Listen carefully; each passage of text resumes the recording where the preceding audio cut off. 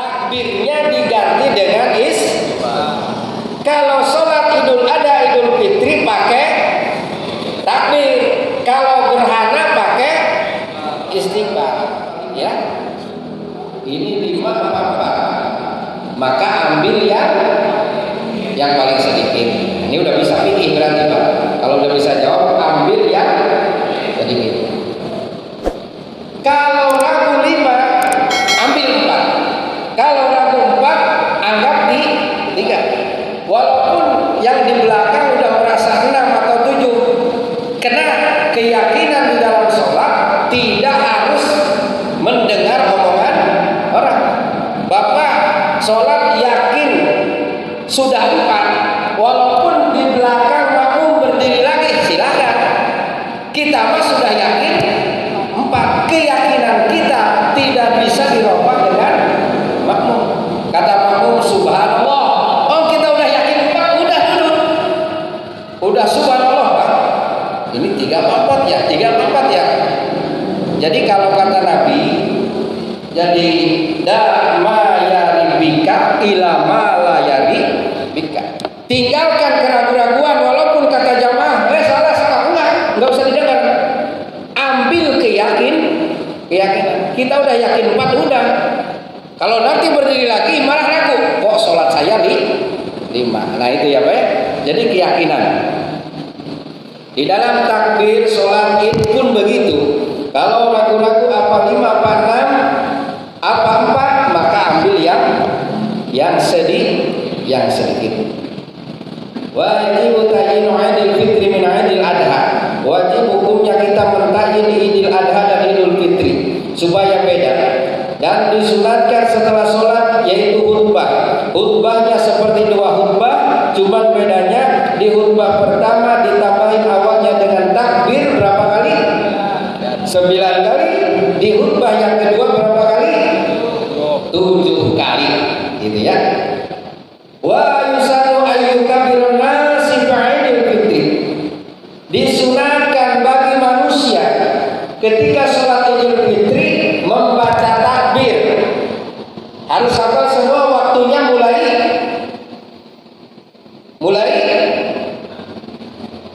kapan? Oh, berarti lupa. Sunat takbir untuk sholat Idul Fitri mulai sunahnya itu ketika matahari terbenam tanggal terakhir bulan Ramadan. Yang takbirnya jam 5 sudah pegang speaker, enggak ngaji. Belum maghrib sudah takbir, saking senangnya mau lebaran, enggak. Kenapa? Waktu takbir min ghurubi syamsil akhiri yaumi min Ramadan. Ketika matahari terbenam di hari terakhir bulan Ramadan. Anak-anak kita habis asar aja udah takbir, kasih tahu waktunya belum nyampe tong. Nanti waktunya kalau sudah maghrib, selesai sholat maghrib, baru di situ sunat bertakbir. Walitukmilul iddata, sempurnakan dulu bilangan Ramadan. Sempurnanya Ramadan sampai apa? Sampai kita berbuka. Berbuka itu apa? Sampai maghrib. Kalau belum sempurna, belum buka, jangan takbir. Ini takbir di dalam sholat Idul Fitri. Sampai kapan waktunya para hadirin?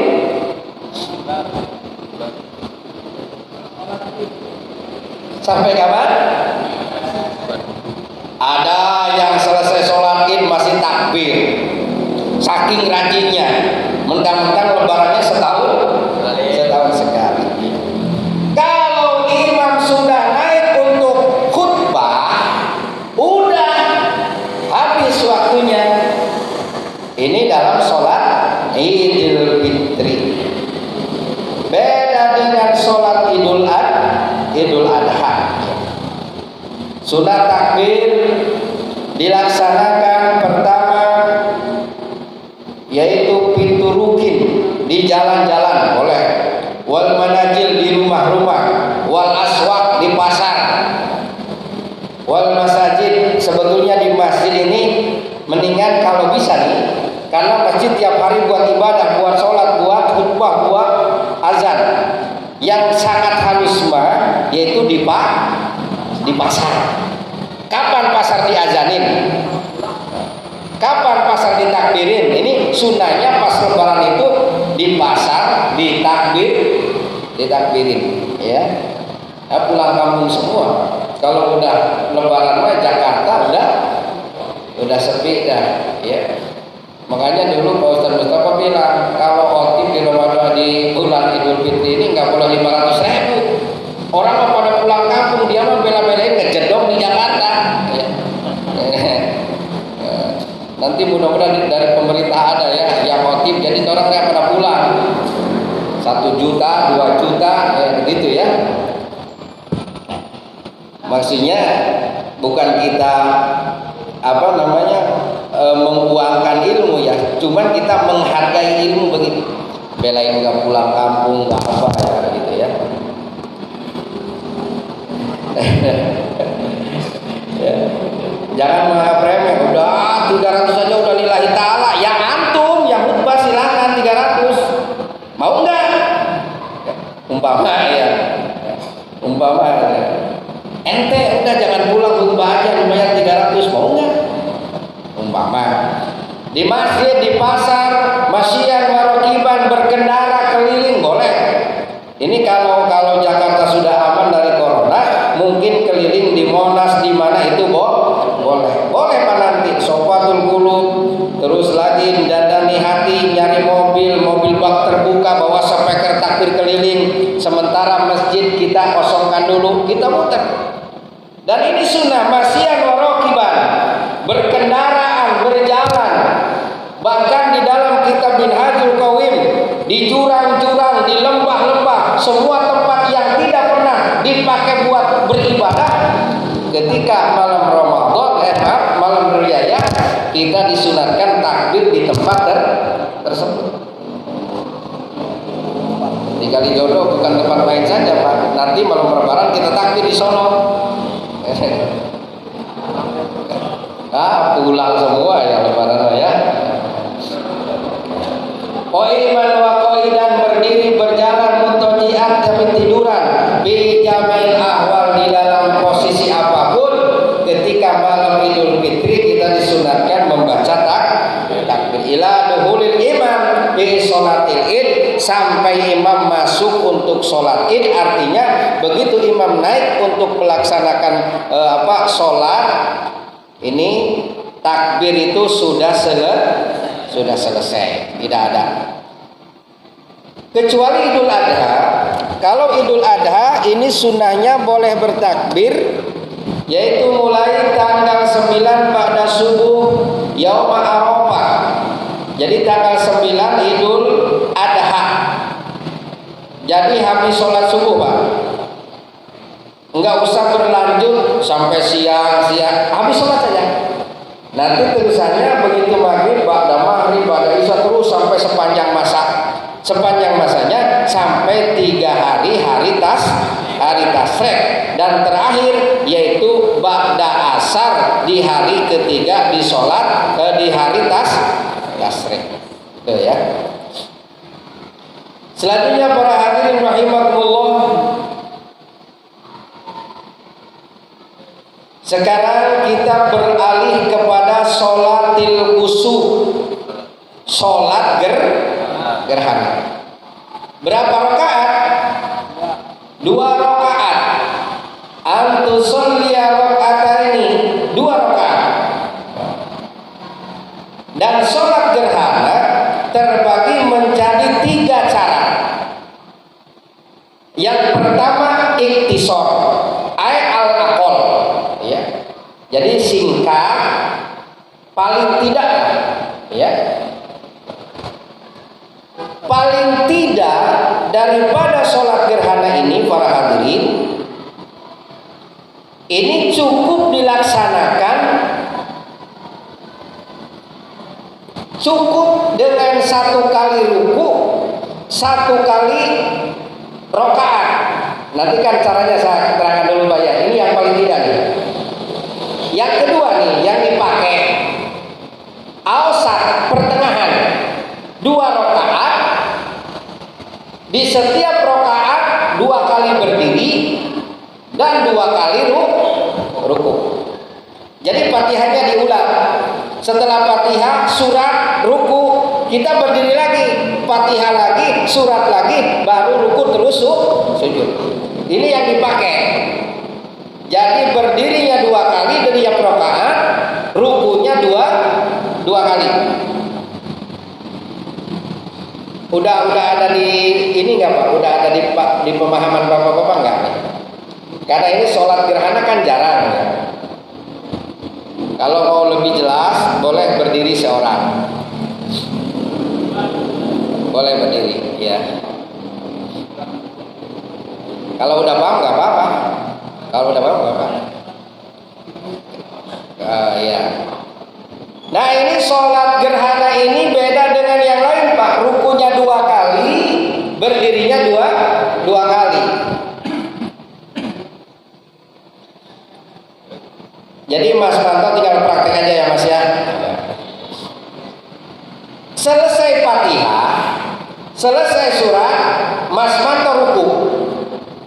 Nah, setelah ruku berdiri i'tidal, sidakap lagi, baca surat lagi, baca Fatihah, baca surat, ruku lagi. Nah, i'tidal lagi, baru Mas Manto sujud. Ya. Jadi di rakaat pertama berdiri 2 kali, ruku 2 kali. Ini sholat apa? Sholat gerhana. Udah paham ya Pak ya? Udah kebayangkan caranya ya? Surat mah apa saja lah. Surat Qul apa kuliah yang pendek-pendek gak apa-apa. Berarti sholatnya 2 rakaat, rukunya 4, berdirinya 4. Fatihahnya 4, suratnya 4. Ini tata cara daripada sholat gerhana. Sholat gerhana. Gerhana apa saja? Wasalisuha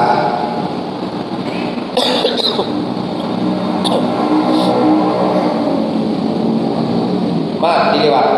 Fayahrumu bihima biniyati ma zakara summa badal ibtitah wa ta'awud yaqra al-fatihah wa yarka'a summa ya'tadil wa yaqra al-fatihah saniyan wa yarka saniyan. Tadi yang dipraktekkan oleh Mas Manto udah seperti itu. Summa ya'tadilu, lalu i'tidal yang kedua, lalu setelah i'tidal sujudnya mah tetap 2 kali. Wa ya'ti bi tamanina, lakukan dengan tamanina bila takwil, dengan tidak usah terlalu panjang ya. Lakukan dengan tamanina tapi jangan terlalu panjang. Yang ketiga, barangkali kepengen nyoba, yaitu sholat gerhana yang paling sempurna. Pelaksanaannya sama seperti tadi. Setiap 1 rakaat 2 kali ruku, 2 kali berdiri. Bedanya yutilul qiraah, bacaannya yang panjang.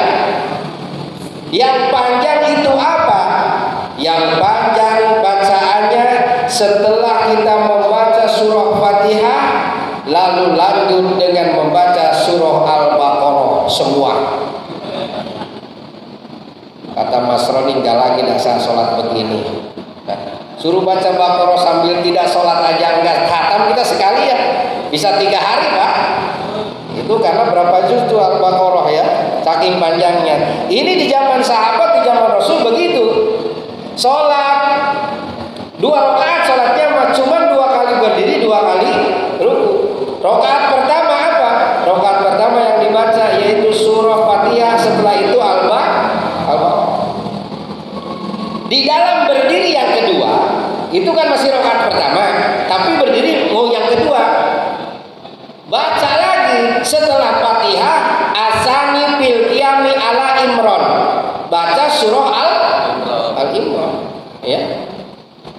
Waduh, ini baca surah Al-Imran, udah Al-Baqarah, Al-Imran. Ya. Ini sholat gerhana yang paling sempurna.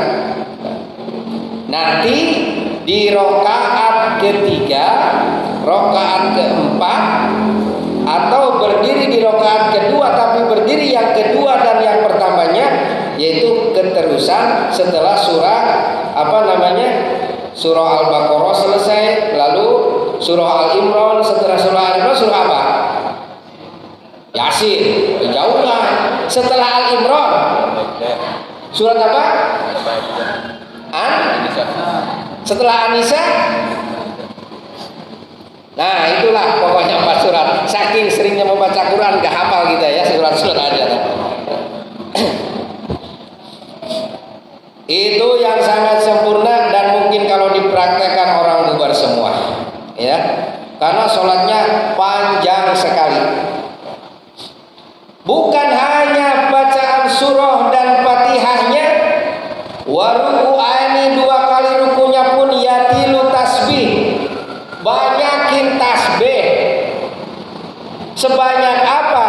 Qadra mi'ati ayatin, sekira-kira 100 ayat daripada surah Al-Baqarah. Ya. Jadi kalau kita baca ayat Al-Baqarah 100 ayat bisa habis waktu 5 menit, berarti tasbih kita ukurannya 5. Subhanallahil azim wa bihamdihi, subhanallahil azim wa bihamdihi, subhanallahil azim wa bihamdihi. Udah bubar dah. Salat begitu mah pasti bubar. Ya. Ini diterangkan kita malam berkah dengan ilmunya ulama, ya. Walaupun tidak mungkin kita laksanakan, ini berat. Ya. Tasbihnya panjang. Wa yusanu ba'daha. Tasbih ruku, tasbih sujud pun panjang. Nanti setelah selesai sholat, maka disunatkan untuk yang sholatnya berjamaah, disunatkan diadakannya khutbah 2 seperti khutbah Idul Adha dan Idul Fitri. Bedanya kalau sholat gerhana, bedanya takbirnya ya diganti dengan istighfar. Kalau khutbah gerhana, takbirnya diganti dengan istighfar. Kalau sholat Idul Adha, Idul Fitri pakai takbir. Kalau gerhana pakai istighfar. Ya, itu mah kewajiban yang khotib ya Pak ya. Kahutbatal idlaqinahu yastaghfirullah fi awalil ula minha tis'amarah.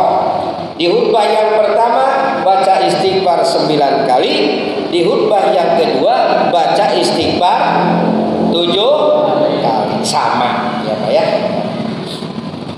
Li'anal istighfar laikun bil hal. Kenapa enggak takbir harus istighfar? Karena istighfar dalam keadaan seperti ini sangat pas.